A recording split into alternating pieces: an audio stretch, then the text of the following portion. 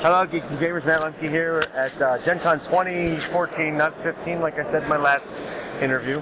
And we are at the DreamPod 9 booth, which is 1904. So it's real close to the front doors. Come and see the new models with Dave Mcleod. And we're going to chat about the beta rules that debuted here and maybe some of the changes, at least some of the changes I noticed. So, have you seen a demo game? Because the demo game is really fast. Well, I have seen demo games, but they were at cons from Tony. Okay. So, yep. And Tony is a Pod Squad guy who was in the playtesting for it all, and he was actually one of the groups that got to report back to Dave. So, Tony knows what he's doing, a little bit, at least mostly, we think. Yeah. Biggest changes I noticed is the Blitz dice are pretty much gone. Yep. The state of the model is always at combat speed unless they're activating. So when a model activates, it goes brace to shoot or it speeds up, but then it goes back to its regular status. So you don't need the Blitz dice to track that model's state turn after turn after turn. And really the only time you would use Blitz dice is if you give them an order, and there's other ways to mark them. Yeah. So the other big change I know, well, one of the changes that I thought was neat I noticed with the Autocannon is there's a bonus die built into it. How many other weapons have that kind of trait built in? Well, the Autocannon is a rapid fire gun. So you get, because modifiers are now dice modifiers, they're not hard modifiers, so it always adds an extra D6 to your roll. But if you're using a rotary autocannon, which is a higher rate of fire autocannon, you don't get to roll 1 extra dice, you get to roll 2. And since all skill checks always start with a base of 2d6, adding 1 dice or adding 2 dice can be a big increase in potentially a hit or damage. Let's see, what else did I notice? I'm trying to remember my article that I already wrote. You're probably noticing that all the gear pilots are all 2d6. Well, yeah, I did notice that. The other notice I did, there's no more multipliers. No. Addition, subtraction. Yes. If you hit a target and you succeed in your roll by 2, add 2 to the weapon's power and subtract the target's armor, and that's how much damage you do. No. So if I hit you with a Moss of 2, and I hit you with my medium autocannon with a penetration of 7, 7 plus 2 is 9. I hit a hunter, armor 6. 9 minus 6 is going to be 3 damage. That hunter is in pain, because that hunter comes with 5 hull points and 1 structure point. So 6 damage points in total is going to take that hunter out.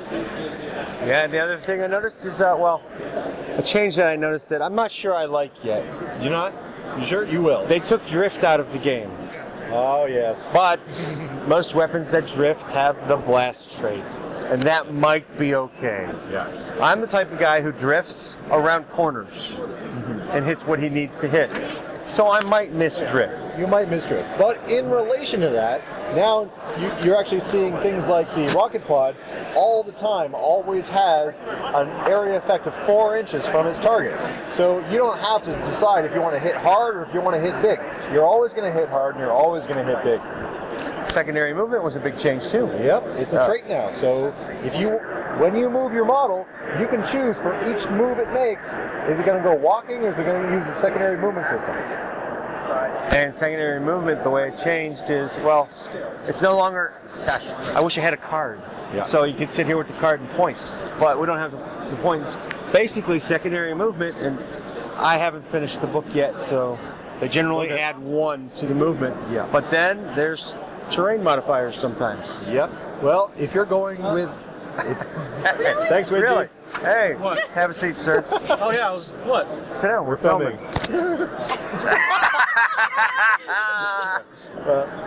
Secondary movement means if you want to go a little bit faster, you want to go with your ground move. You want to engage your wheels, but you better be in the open to get that bonus, because if you hit difficult terrain, it's going to cost you movement.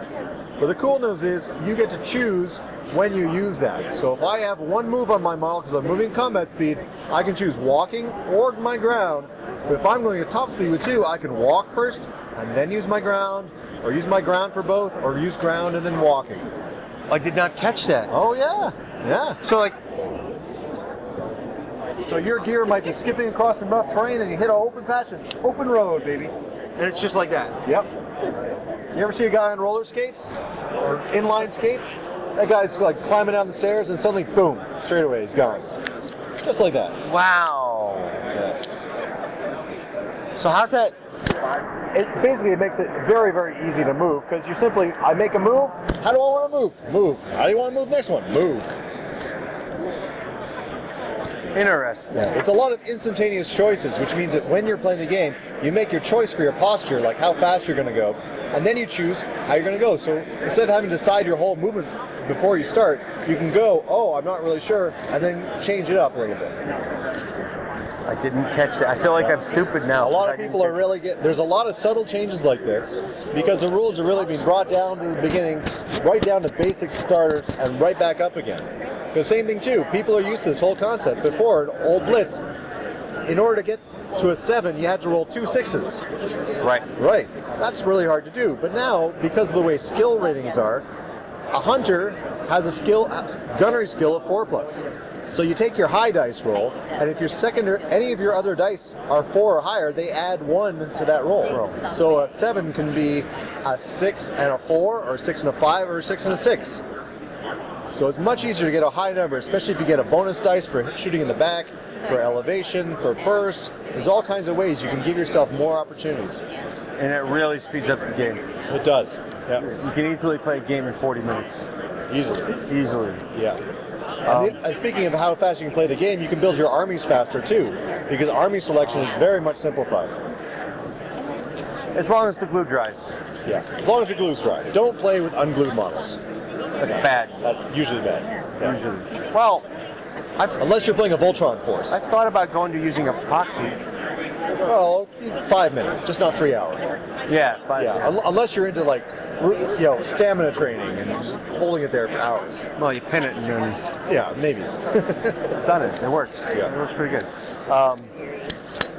What else has changed that I might have missed? Oh, wait. But there's also sometimes there's bonuses, like if you're on open pavement, yep, you get a +1. Well, normally when you go ground speed in the open, you get +1 inch of movement per move. So if you go on the road, you get an additional +1 inch of movement. Right. So now your hunter that moves 5 inches, through terrain, it hits an open road. It's going 7 inches.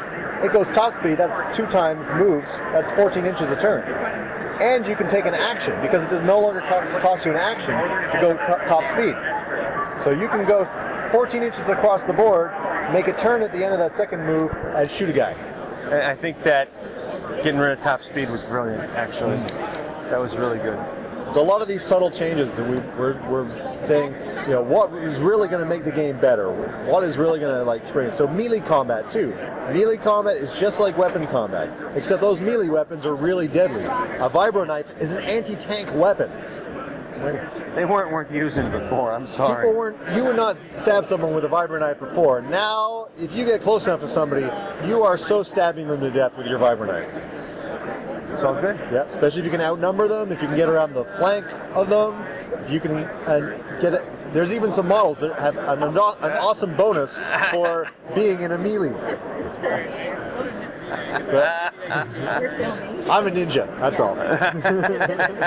You're fired. Can't fire me. I guess we can move into what's coming out down the line. Well, we've got a Kickstarter coming out in October, and that's going to be for the new rulebook. Because right now online you can download a free copy of the beta rules, complete rulebook with everything you need to play with all of our figures. But we want to do better than just a small rulebook, black and white. We want to do something that's beautiful with new art, new background, new painted models, dioramas. Everything we can do, we want to do. We want to make it the best possible rulebook. People are loving the rules enough, we want to give it the full treatment. So in order to do that, we're going to have to do a Kickstarter, and we're going to have to get people to support us. So that's in October. You look forward to that for Thanksgiving. Yeah, Thanksgiving. Yeah. Oh yeah, it's a good gift. Yeah. And once that's done, well, obviously there's more models coming out. Oh yeah, I mean Peace River still has a handful of models to come. The North has some as well. We have a new Gear Strider that's going to be coming out for Peace River. Brand new off-road.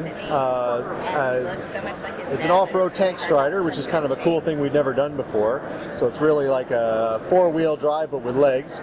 And then we're going to be looking at some new stuff, which I can't really say anything about yet, even though you guys are great. I could little small little. Yeah, you get the idea. Okay. Anything else? Anything does Robert want to add? Well, I'm sure Rob would like to let everyone know about our online specials this week. We're at Gencon. If you can't make it to Gencon, go to our web store. You can get the same deals. You can get a paper copy of the rules, and they can be sent to you, and you can start playing right away and showing your friends. We even have new GP squads because now the minimum size of models in a squad is 4 actions. So if you getting into the game has never been easier because $36 gives you a GP squad, and the GP squad comes with 2 regular gears and two of your heavy trooper gears. So if you're north, you're getting 2 hunters and 2 tigers. South, you're getting 2 Jaegers and 2 sidewinders. If you're playing Peace River, you're getting 4 warriors because warriors are pretty awesome. They're electronics warfare gear as well as regular gear. Right. And if you're playing New Cole, you get 2 chasseurs and 2 chasseur Mark IIs. So it's a great way to get a variety of models, and they're great value for their points and their money, so you're always going to want them in your army. Okay. I think that's it. I think that's great. If you have any more questions, let me know. Thanks for your time, Dave. My pleasure. Do you have an email address they can contact you with Oh questions? yeah, dave.mcleod@dp9.com. That's also in the rulebook on the credits page. It's a beta rule, so we want to hear your words. Do you think something costs too many points, too few points? Do you find something in the rules? If you find a mistake in the rules, I might just put your name next to it. So thanks very much. Keep an eye out. We're going to be doing updates, and look out for the Kickstarter in October. Thank you. Have a good day. See you next convention.